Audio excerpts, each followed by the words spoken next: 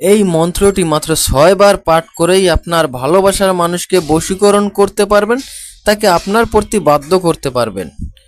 নিয়ম জানতে অবশ্যই সম্পূর্ণ ভিডিওটি দেখবেন। প্রিয় দর্শক, আসসালামু আলাইকুম। সকলে কেমন আছেন? আশা করি ভালোই আছেন।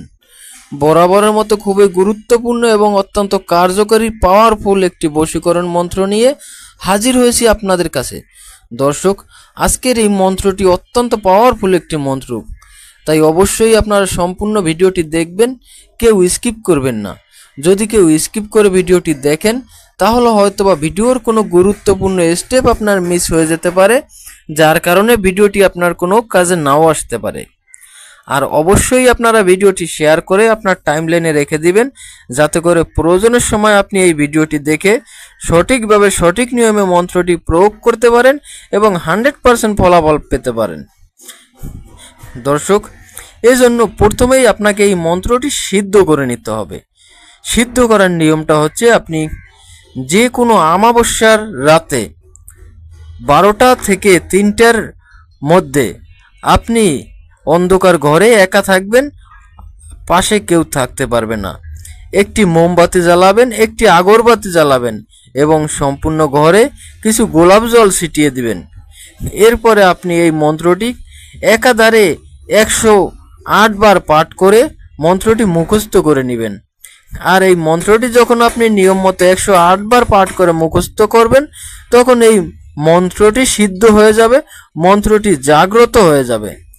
এরপরে আপনি যখন ইচ্ছে তখন যে কোনো দিন, যে কোনো সময়, যে কোনো ব্যক্তির উপর এই মন্ত্রটি প্রয়োগ করতে পারবেন এবং মাত্র 1 মিনিটের মধ্যেই এর ফলাফল আপনি নিজে চোখে দেখতে পাবেন।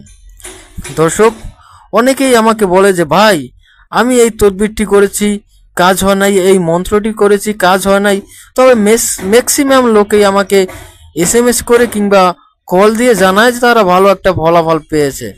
যারা ফলাফল পায় নাই, আমি তাদেরকে বলবো যে ভাই, আসলে দেখা যায় কি, একই ওষুধে যেমন সকলের রোগ সারে না, তেমনি একই তদবিরে সকলের কাজ নাও হতে পারে।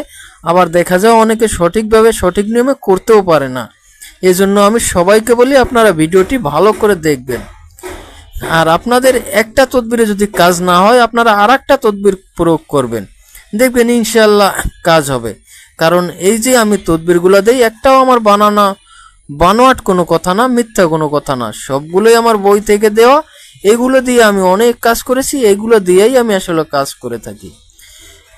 তাই অবশ্যই আপনারা একটা তদবিরে যদি আপনাদের কোনো কাজ না হয়, তাহলে আরেকটা তদবির করবেন। আর অবশ্যই ভিডিওগুলো সম্পূর্ণ দেখে নিয়মটা ভালোভাবে জেনে বুঝে তারপরে প্রয়োগ করবেন, ইনশাআল্লাহ ভালো ফলাফল পাবেন। কারণ আপনারা চেষ্টা করতে তো আর কোনো সমস্যা নেই, এতে তো আপনাদের কোনো খরচ হবে না। তাই যদি ভালোবাসার মানুষকে পেতে চান, অবশ্যই আপনাদেরকে একটু চেষ্টা করতে হবে। দেখা যায় একটা তদবিরে যদি কাজ হয়ে যেত, তাহলে এরকম হাজার হাজার তদবির থাকতো না। এরপরে আপনি যখন এই মন্ত্রটি সিদ্ধ করে নেবেন, এরপরে আপনি যখনই আপনার ভালোবাসার ব্যক্তির সামনে যাবেন, তখন আপনি মনে মনে এই মন্ত্রটি মাত্র 6 বার পাঠ করবেন এবং মন্ত্রের মাঝে অমুকের স্থানে আপনি সেই কাঙ্ক্ষিত ব্যক্তির, ভালোবাসার ব্যক্তির নামটি উচ্চারণ করবেন। এরপরে আপনি 6 বার পাঠ করে তার দিকে লক্ষ্য করে মাত্র একটি ফু দিবেন, দেখবেন সাথে সাথে সে আপনার বশীকরণ হয়ে যাবে, সে আপনার বাধ্য হয়ে যাবে।